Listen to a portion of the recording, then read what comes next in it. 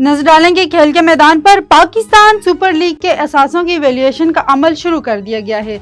ज़राए के मुताबिक असासों की वैल्यूएशन का मकसद फ्रेंचाइज और कमर्शियल राइट्स की मालियत तय करना है। एवेल्यूएशन से PSL की नई टीमों की कदर का तयन भी किया जाएगा।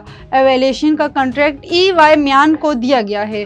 वैल्यूएशन का अमल 5 हफ्तों में मुकम्मल होगा। कौमी क्रिकेट टीम के ओपनर बल्लेबाज इमामुल हक ने इंग्लिश वनडे कप में एक और सेंचुरी बना डाली। इमामुल हक की उम्दा बैटिंग की बदौलत यार के शायर ने 6 विकेट से कामयाबी हासिल करके होम सेमीफाइनल यकीनी बना लिया। ओपनर बल्लेबाज ने 105 गेंदों पर 106 रन बनाए। इनकी इनिंग्स में 10 चौके और 3 छक्के शामिल थे। बांग्लादेशी ऑलराउंडर शकीब अल हसन ने T20 क्रिकेट में नई तारीख रकम कर दी। शकीब अल हसन ने T20 क्रिकेट में 500 विकेटें हासिल करने वाले 5वें बॉलर बन गए हैं।